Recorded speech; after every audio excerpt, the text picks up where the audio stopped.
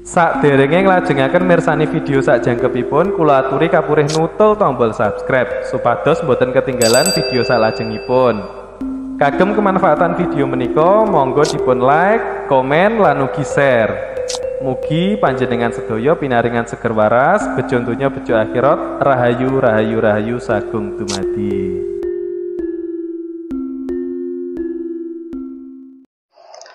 Salam cerdas, salam rahayu, rahayu, rahayu sagung dumadi. Untuk kesempatan yang baik kali ini, kita akan mengupas misteri tentang semedi atau meditasi yang mayoritas kebanyakan banyak yang bertanya ke saya itu masih kesana kemari pikirannya ataupun rasanya, dan mayoritas masih hanya penikmat energi pada dirinya. Nah, sebenarnya dalam meditasi kita bermain di pikiran kita. Kita naik dari cakra 1 sampai 7 kita, dari langit ke 1 sampai langit ke 7 kita. Di mana di saat kita mampu menembus langit ke 7 kita, di situ kita akan menemukan kesadaran mutlak pada diri kita. Jadi sebenarnya meditasi itu untuk meningkatkan level kesadaran diri kita, sehingga kita menemukan kesadaran yang luar biasa, yang sebenar-benarnya dalam diri kita. Nah, di situ memang banyak halangan atau rintangannya, karena dari cakra dasar, cakra sek, cakra perut, cakra jantung, cakra tenggorokan, cakra asna, sampai cakra mahkota ini, dari tahap-tahap ini, mayoritas itu masih terbeban ke cakra tenggorokan ke bawah. Cakra tenggorokan ke bawah. Mainnya dimensinya masih dimensi rasa pada diri kita. Padahal di saat kita diam, di saat kita tenang, di saat kita memejamkan mata, di situ kita kembali kepada diri kita, kita kembali masuk ke sanubari kita, yang tentunya kita tetap pakai pola pikir kita. Bukan berarti suwung itu harus semua hilang atau semua kosong, itu enggak. Suwung itu ketenangan. Orang meditasi, pertama yang dihadapi pasti dia mencari ketenangan dulu. Setelah suwung itu isi. Setelah tenang itu ada pengkajian atau perenungan dalam dirinya. Nah, itu bermainnya di mana? Di pikiran. Nah, di saat kita diam, di situ kita bermain di 3 titik di pikiran atau di otak kita, yaitu otak kiri, otak kanan, dan otak kecil.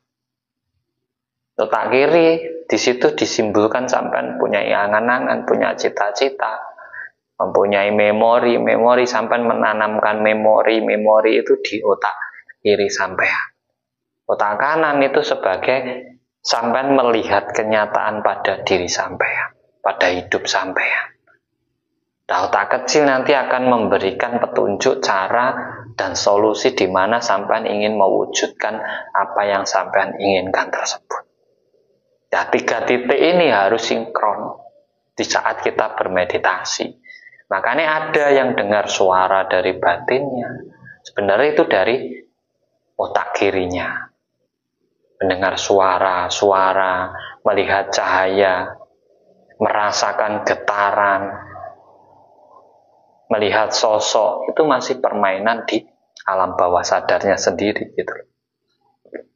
Lah, makanya di sini teman-teman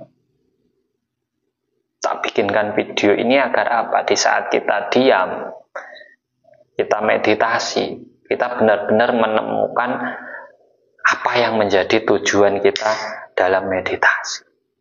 Karena apa? Tujuan itu adalah titik fokus kita di saat kita meditasi.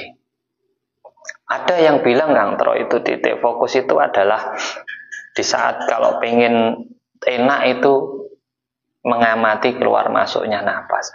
Itu sanepa. Maksudnya di saat sampean memperhatikan keluar masuknya nafas sampean itu adalah sampean memperhatikan hidup sampean. Sehingga di saat sampean benar-benar memperhatikan, mencerna, mengkaji hidup sampean, sampean akan menemukan apa? Tujuan hidup sampean. Kita itu disuruh mencari kayu gung susuing angin. Menemukan tujuan dalam diri kita.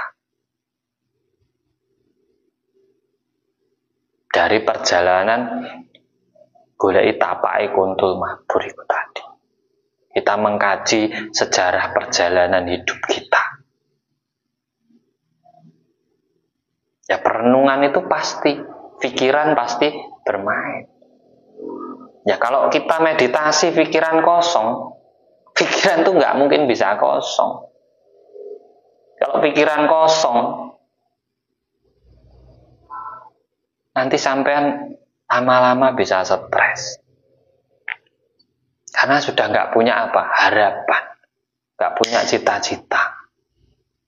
Nggak punya keinginan. Nggak punya tujuan dalam diri sampean. Seperti itu. Makanya penting kita itu memahami permainan otak kita. Karena ini yang menentukan diri kita. Bahkan yang menggerakkan segala sesuatu pada diri kita itu adalah otak kita. Sampai mau seneng, mau susah, mau miskin, mau kaya, mau menentukan apa dalam hidupmu, yaitu pikiranmu. Itu dari pikiranmu. Makanya kita itu berhak menentukan hidup kita masing-masing. Contoh, sampean bisa jadi dokter, bisa jadi jabat, bisa jadi pedagang, bisa jadi, itu terserah pilihannya panjenengan masing-masing. Sesuai apa yang kamu kuasai atau sesuai kualitas dirimu, kan di situ. Makanya buat teman-teman semuanya, sebenarnya kita itu berawal dari sebuah mimpi. Berawal dari sebuah mimpi. Kita dulu itu pernah menghayal atau bermimpi, saya besok pengen jadi ini. Itu bermimpi dulu. Nah, kenyataannya sampean ya harus melalui proses. Nah, proses ini pasti ada caranya. Nah, mimpi itu wujud otak kiri, otak kanannya perjalanannya, caranya itu otak kecilnya. Di mana sampean menuju mimpi sampean. Akhirnya di saat terwujud, nah itulah karya sampean. Jadi untuk mewujudkan sesuatu, itu tidak sekedar diam. Enggak. Justru diam di situ. Orang itu kalau bingung, disuruh berpikir, itu nggak karu-karuan. Dia akan ikut kebingungannya sendiri. Orang bingung itu udah mainnya rasanya aja. Pengen buru-buru, marah, emosi, sakit hati karena mungkin usahanya jatuh atau apa. Tetapi di saat kita merenung, kita disuruh kembali diam, menghayati diri kita, masuk ke dalam diri kita, bermain di pikiran kita, mencerna kenapa sampai terjadi seperti itu. Lah itulah dinamakan meditasi. Nanti akan menemukan solusi-solusi dalam diri sampean. Jadi sampean tuh tidak usah terlalu memburu meditasi, membuka cakra lah, membuka aura lah, membuka ini itulah, meditasi kerezekian lah atau apalah. Semua orang punya aura. Cakra semua orang sudah terbuka. Batin sampean sudah terbuka, nggak perlu sampean buka. Justru orang diam itu untuk mengkaji, membaca. Apa yang dibaca? Ya dirinya, sekelilingnya, keadaannya, posisinya, kelahirannya, tentang hidupnya, ya semua harus dibaca. Untuk mendapatkan sesuatu yang luar biasa, yang menemukan kualitas diri juga bisa, sehingga dalam hidupnya itu ada tujuannya. Tidak sekedar ikut-ikutan. Sebenarnya tujuan meditasi itu di situ. Makanya banyak orang-orang besar dulu melakukan meditasi dan membuahkan hasil karya, tatanan yang sampai sekarang dipakai oleh generasi berikutnya gitu. Jadi dari diam dia itu ada hasilnya gitu. Nah kalau kita hanya memburu mengikuti, apa yang jadi bisikannya, katanya alam memberi bisikan, bisikan dari leluhur. Leluhur itu tidak mungkin bisiki sampean. Alam buat apa bisiki sampean? Sampean itu alam kok. Masa sampean bisiki sampean sendiri kan gitu, kayak lucu. Leluhur itu ada dalam diri kita kok. Gennya, darahnya turun ke kita kok. Masa bisiki kita juga? Kan enggak. Nah di situ kita harus pahamnya. Kalau kita ingin mendatangkan rezeki, menjadi magnet rezeki ataupun apa, ya sampean cari, sampean gali caranya bagaimana rezeki itu bisa datang ke jenengan. Sampean nggak perlu nyari, tapi dia datang sendiri itu bagaimana caranya, itulah yang dicari di saat kita meditasi. Bukan hanya membayangkan, tapi juga melihat kenyataannya. Nah, kalau kita membayangkan saja, kita hanya bermain di otak kiri kita. Bayang-bayang kita aja. Kita juga harus melihat kenyataan hidup kita. Di saat kita melihat kenyataannya dengan bayangan sampean, di situ sampean bisa bermusyawarah dan akhirnya bisa menentukan otak kecil sampean apa yang harus sampean lakukan, apa yang harus sampean perbuat ke depannya, kan seperti itu. Jadi otak itu bermain. Orang diam itu otaknya bermain. Ikulah dinamakan mati sakjeroning urip. Walaupun badannya kelihatannya diam, nggak bergerak, tetapi dalamnya hidup. Jadi antara jasmani dan rohani ya harus sinkron, gitu. Harus sinkron. Nah kalau sampai hanya kosong saja, nanti sampean bangun, sedangkan sampean kenyataannya sampean tuh butuh makan, butuh ini, butuh uang, butuh anak sampean ini, butuh usaha sampean gini lah, sampean yo bingung lagi. Tenangnya hanya pas diem. Tetapi kalau kita bisa membawa segala sesuatu kita, mengkaji perjalanan diri kita, hidup kita, ya akan membuahkan sesuatu juga yang luar biasa pada diri panjenengan semuanya. Bahkan kita akan sadar dari mana kita terlahir, dari mana kita terbentuk, siapa yang membesarkan kita, siapa yang menghidupi kita, siapa sih sebenarnya yang maha hidup dalam diri kita, siapa sih sebenarnya yang maha menghidupi di dunia ini. Kita akan sadar di situ.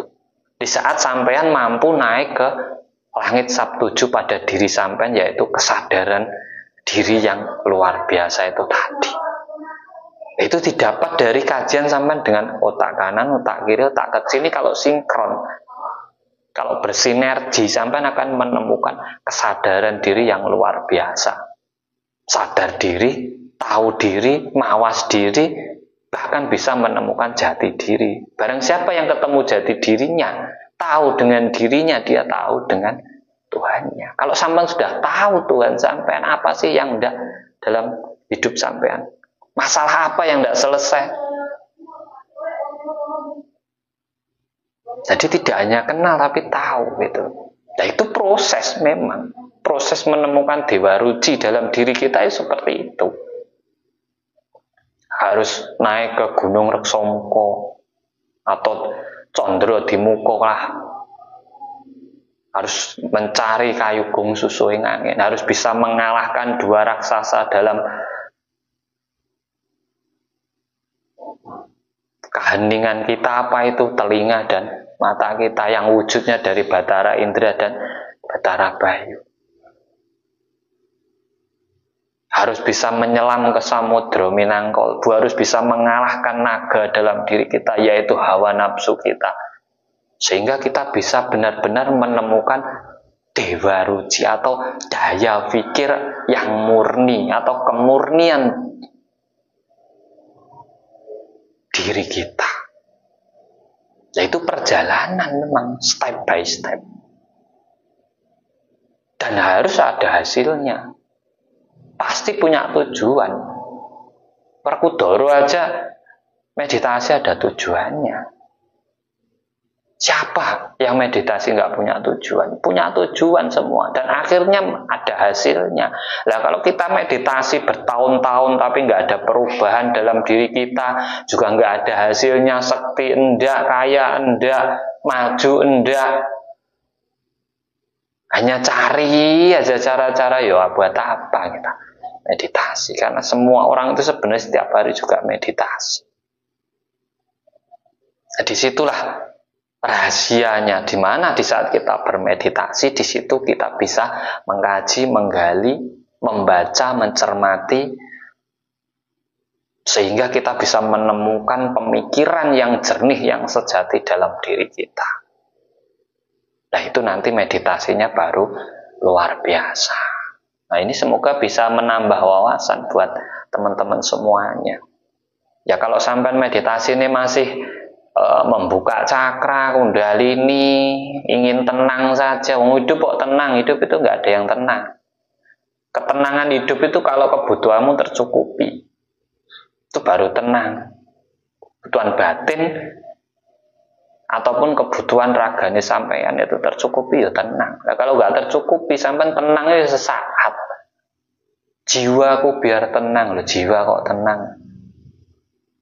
Dari gerak orang itu bisa dinilai kejiwaannya, bukan ketenangannya. Gitu. Dari situlah sampean harus belajar tentang perenungan diri atau meditasi itu tadi. Biar apa? Biar tidak semata-mata meditasimu itu hanya mencari sesuatu yang tidak ada manfaatnya untuk dirimu. Manfaatkan diammu untuk menggali sesuatu yang masih misteri dalam dirimu dan wujudkan biar menjadi sebuah karya yang nyata, yang bisa dibaca oleh yang lainnya. Sehingga kamu punya sejarah dalam hidupmu. Lihatlah orang-orang yang sering meditasi semua punya sejarah dalam hidupnya. Orang-orang itu besar semua sekarang. Bahkan ajarannya diikuti banyak orang. Ya karena apa? Ahli meditasi. Kalau kita meditasi ya nggak dapat apa-apa, ya nggak usah meditasi kan gitu. Sedikit pencerahan, kita berbagi pemahaman, ada kurang lebihnya. Kalau saya menyinggung perasaan jenengan, ya saya cuma manusia biasa, saya hanya berbagi pengalaman atau pengetahuan, dan saya mohon maaf yang sebesar-besarnya. Semoga bermanfaat buat panjenengan semuanya. Salam cerdas, salam rahayu, sagung dumadi.